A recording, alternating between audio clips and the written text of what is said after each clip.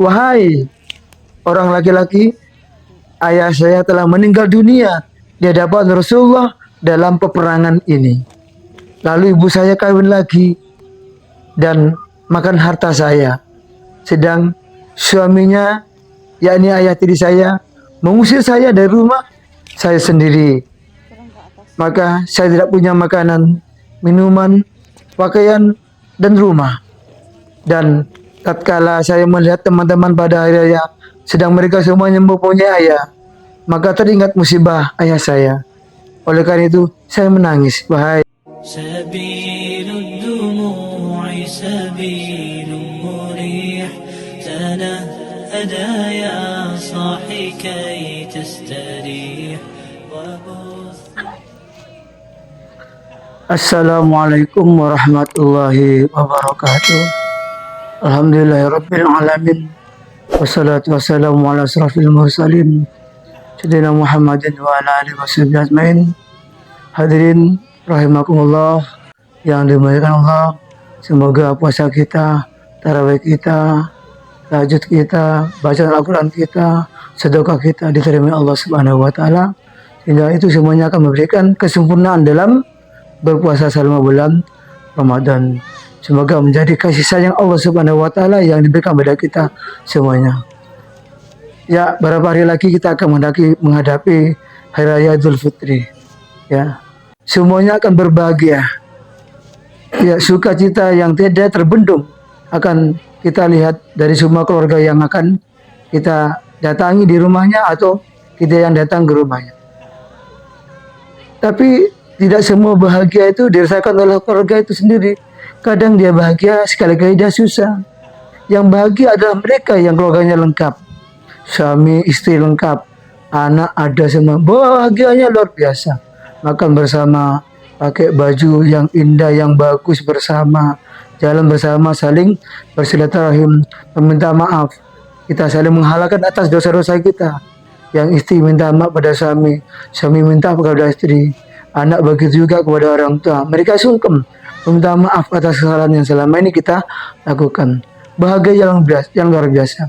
Kadang-kadang mohon maaf, ya yang nggak lengkap ini jadi satu wajah yang muram, menangislah. Kadang-kadang suaminya tidak ada, kok nggak lengkap. Kadang anak hanya kepada orang tua perempuan saja minta maaf, bapak anda ada, karena takdir Allah. Tapi bahagia kembali karena ingat kepada semuanya adalah ujian dari Allah. Yang lebih parah lagi, bagaimana anak-anak yang yatim piatu, yang orang tuanya nggak ada. Dengan siapa mereka akan bahagia? Orang tua nggak ada, ya dia makan juga sulit, baju baru juga sulit. Dari mana mereka itu? Lah ini harus jadi tanggung jawab umat Islam bersama. Ada satu riwayat di zaman Rasulullah SAW masih sehat, ya, ya dikatakan, ya dalam kitab ini, sesungguhnya semua hari raya itu merupakan musibah yang menyedihkan bagi anak yatim dan sementara orang-orang yang mempunyai keluarga meninggal. Ini topiknya bagaimana keadaan anak yatim piatu atau salah satunya tidak ada, yang ketika hari raya datang tentu ini bagian dari musibah, susah. Ya. Diriwayatkan dari Anas bin Malik radhiyallahu taala dari Nabi alaihissalam bahwa sesungguhnya beliau telah keluar untuk menunaikan sholat hari raya Idul Fitri. Sedang anak-anak sama bermain. Beliau melihat anak-anak sedang bermain di halaman. Di antara anak-anak itu terdapat seorang anak yang duduk di hadapan mereka dan dia mengenakan pakaian bekas sambil menangis. Maka beliau Rasulullah SAW bersabda kepada anak itu, "Hai anak kecil, mengapa engkau menangis dan tidak bermain bersama-sama mereka?" Anak itu tidak tahu kalau beliau itu yang bertanya adalah Nabi alaihissalam, ya Nabi Muhammad SAW. Maka anak itu berkata, menjawab kepada Rasulullah SAW, "Wahai orang laki-laki, ayah saya telah meninggal dunia di hadapan Rasulullah dalam peperangan ini. Lalu ibu saya kawin lagi dan makan harta saya, sedang suaminya, yakni ayah tiri saya, mengusir saya dari rumah saya sendiri. Maka saya tidak punya makanan, minuman, pakaian, dan rumah.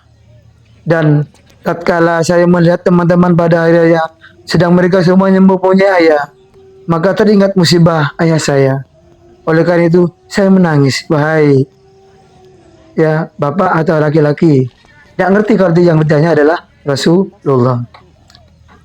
Lalu Rasulullah SAW mengenang, ya memegang anak itu dengan tangannya, dengan tangan lembutnya beliau memegang. Beliau berkata kepadanya, "Hai anak kecil, maukah engkau aku sebagai ayahmu, Aisyah sebagai ibumu, Ali sebagai pamanmu, Hasan dan Husain sebagai saudara laki-laki kamu, dan Fatimah sebagai saudara perempuanmu?" Anak kecil itu menjadi tahu bahwa itu adalah Rasulullah. Maka dia berkata, "Mengapa saya tidak mau ya Rasulullah?"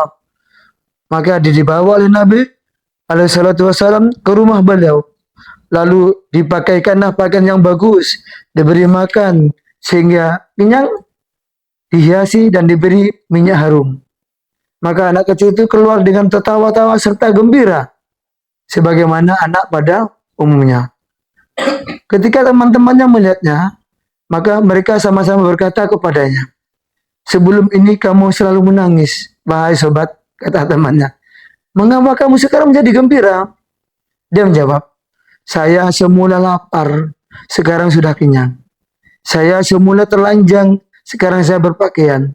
Saya sebagai anak yatim, sekarang Rasulullah adalah sebagai ayah saya, Siti Aisyah sebagai ibu saya, Hasan dan Husain menjadi dua saudara laki-laki saya, Ali menjadi paman saya, dan Siti Fatimah menjadi saudara perempuan saya.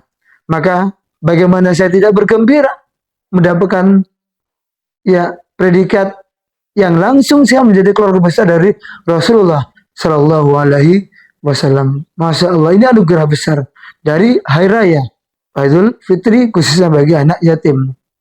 Inilah akhlak Rasulullah, inilah sifat Rasulullah.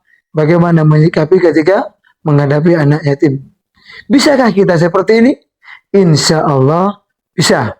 Mengangkat anak yatim sendiri, ataupun kita ikut membantu yayasan yang mengopeni atau menyantuni anak yatim. Insya Allah bisa. Kata anak-anak kecil, ya teman-temannya, seandainya ayah kami terbunuh di jalan Allah dalam peperangan itu, niscaya kami menjadi seperti dia. Ini kata teman-temannya, dia sudah bisa mengandai. Seandainya ayahku terbunuh dalam peperangan fisabilillah bersama Rasulullah, ya saya akan menjadi seperti kamu juga, sedih juga. Alhamdulillah, ayahku fisabilillah tapi hidup, berjihad di Allah bersama Rasul tapi hidup. Alhamdulillah. Ya. Tatkala Nabi Muhammad Shallallahu Alaihi Wasallam wafat, maka anak kecil itu keluar sambil menabur debu di atasnya kepalanya dengan susah, lagi menyesal dan minta tolong. Saya berkata, sekarang saya menjadi anak yatim lagi, ya. Maka dia ditampung, ya, diambil anak dan diasuh oleh Sayyidina Abu Bakar radhiyallahu an untuk dia sendiri, sahabat Rasul yang dermawan, yaitu Abu Bakar As-Siddiq. Ya, jadi tatkala Nabi Shallallahu Alaihi Wasallam wafat, maka anak itu menjadi hak penggantinya adalah Abu Bakar As-Siddiq. Demikian cerita singkat yang bisa memberikan inspirasi bagaimana kita meniru ya keagungan sifat Rasulullah Shallallahu Alaihi Wasallam, akhlak Rasulullah dalam ya menyikapi dan memerhatikan anak kecil bahkan juga anak yatim. Demikian, semoga bermanfaat. Kita tutup dengan doa majelis. Subhanakallahumma bihamdika asyhadu an la ilaha illa anta astaghfiruka wa atubu ilaik. Wallahu muwaffiq ila aqwamit thariq. Wassalamualaikum warahmatullahi wabarakatuh.